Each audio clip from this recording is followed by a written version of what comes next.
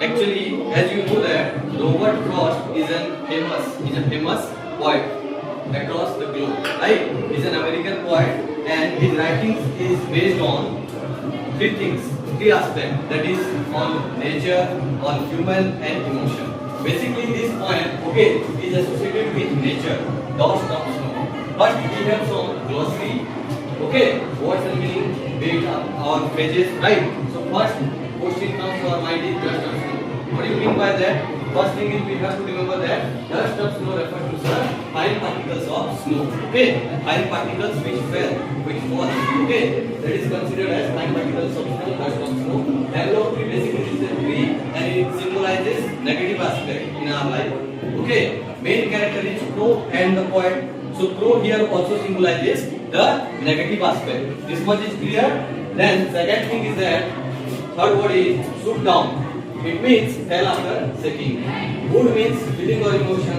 Rude means regretted. Okay, the repentance you have after doing something that you think like I should have done this, but मैंने ये कर दिया, मेरे को करना चाहिए था. बोलते हैं आप लोग बहुत टाइम है कि नहीं एक बार डिसीजन लेने के बाद. सो यहाँ पे भी बताया गया है एक स्मॉल मूवमेंट जो होता है ना बच्चों, स्मॉल मूवमेंट नेचर से रिलेटेड वो क्या कर देता है, हमारे माइंड को चेंज करने का एबिलिटी रखता है. स्मॉल इंसिडेंट फेनोमेनन कुछ भी हो सकता है. यहाँ पे रॉबर्ट फ्रॉस्ट के साथ एक इंसिडेंट हुआ है. ओके, रॉबर्ट फ्रॉस्ट के साथ इंसिडेंट एक हुआ है, उसको हम पढ़ेंगे. अभी मैं लाइन बाय लाइन एक्सप्लेन करूंगा. जैसे the way a crow shook down on me the dust of snow from a hemlock tree. मतलब क्या है, एक पेड़ है hemlock tree बोल के. ओके, आपको ऑलरेडी बता चुका हूँ मीनिंग क्या है उसका, नेगेटिव, इट सिंबलाइजेस नेगेटिविटी. उसके ऊपर क्या होता है, crow आके बैठता है ब्रांच. ओके, और जैसे ही वो पंख फड़फड़ाने लगता है अपना, तो बेसिकली जो ब्रांच है वो हिलने लगता है कि नहीं, इट शुक डाउन. वहां से क्या होता है बच्चों, जो स्नो है व्हाइट के ऊपर गिरने लगता है, राइट, व्हाइट के ऊपर गिरने लगता है.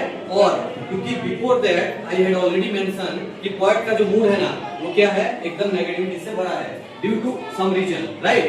एंड आफ्टर दैट इंसिडेंट क्या होता है, स्नोफॉल गिरने के बाद उनका मूड चेंज हो जाता है, पॉजिटिव हो जाता है, फ्रॉम सैडनेस टू हैप्पीनेस की ओर.